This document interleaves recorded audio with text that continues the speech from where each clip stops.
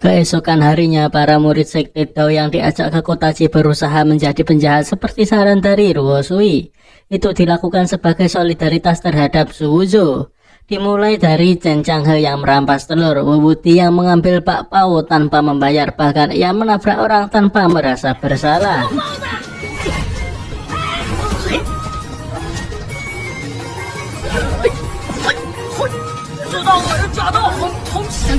Sayangnya orang-orang yang melihat perbuatan mereka tidak menganggap mereka penjahat, namun malah menganggap mereka sebagai orang sakit jiwa alias gila.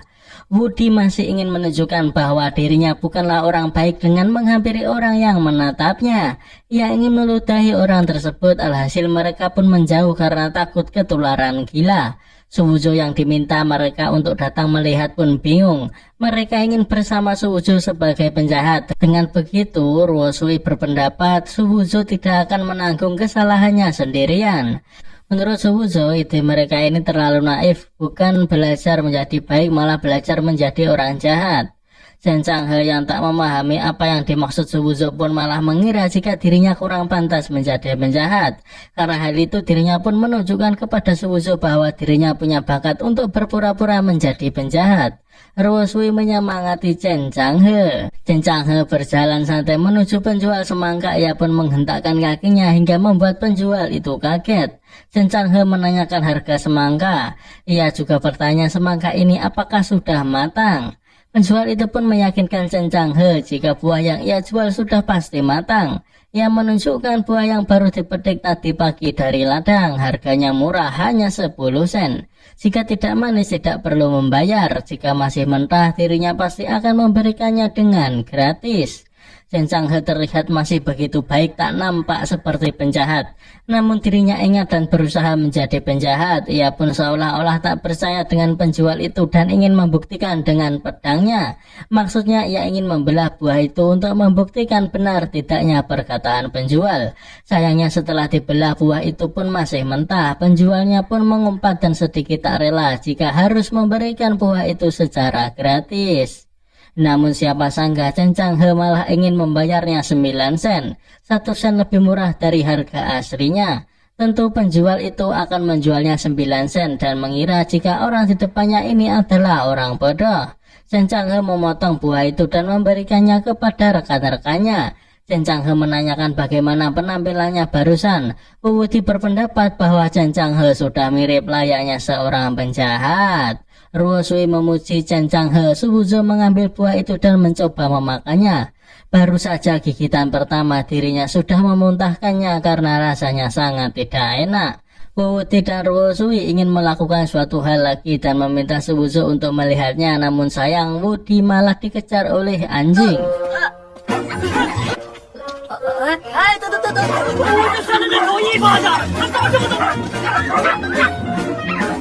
Ruo Sui merebut makanan dari bocah cilik dan membuat bocah itu menangis.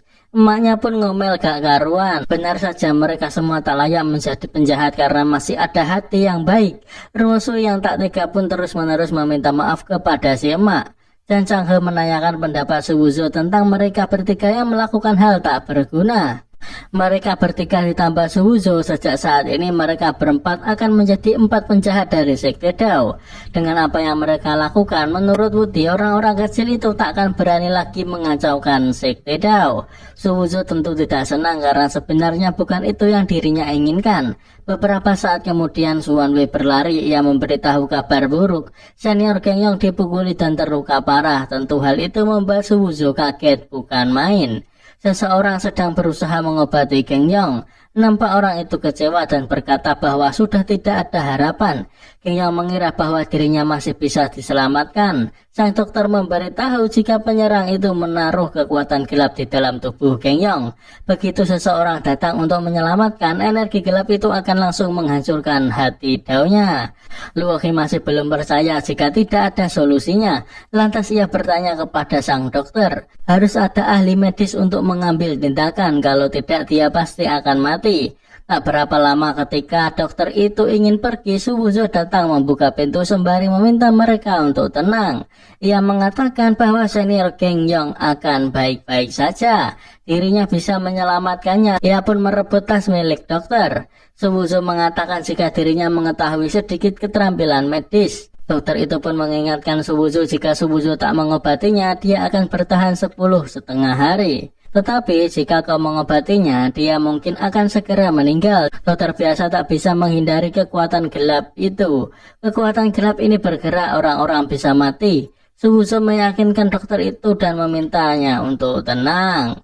Rohe juga berpikiran sama dengan sang dokter, ini bukanlah main-main. Ruosui menyarankan untuk meminta bantuan pada ketua sekte Mo Daosian. Geng yang tak yakin dengan Suwuzo, ia pun juga sependapat dengan Ruosui untuk menunggu sampai ketua sekte datang.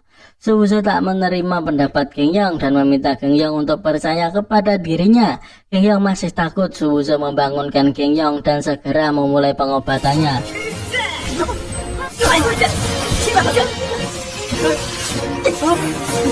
Dokter itu meminta Suwuzo menunggu karena Suwuzo telah menusuk semua titik lemahnya.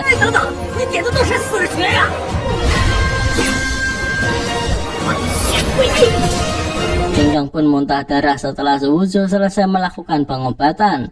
Dokter itu marah-marah dan mengatakan bahwa dirinya tadi sudah bilang untuk tidak main-main. Ia takut Geng Yang tidak bisa bertahan lagi. Suwuzo tak mendengarkan ocehan dokter itu. Ia segera duduk santai karena dirinya yakin Geng Yang telah sembuh.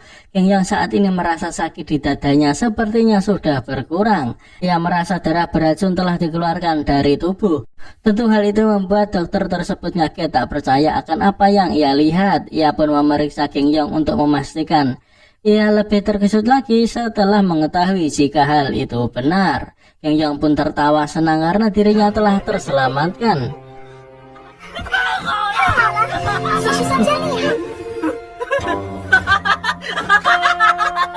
Dokter itu pun berlutut dan memberi hormat kepada guru besar Su. Ia meminta maaf atas ketidakpercayaan dirinya sebelumnya.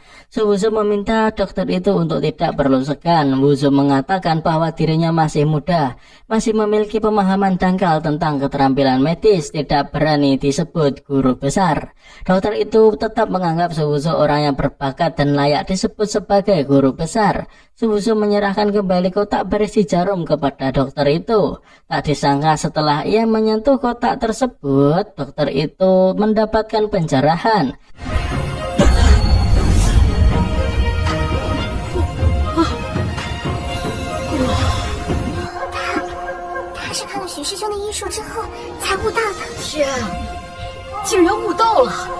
Dan Chang He tak menyangka Suwuzo selain mempunyai bakat yang luar biasa dalam bela diri, ternyata juga ahli dalam kedokteran. Ruosui menjadi semakin kagum kepada Suwuzo yang memiliki sikap rendah hati dan pendiam.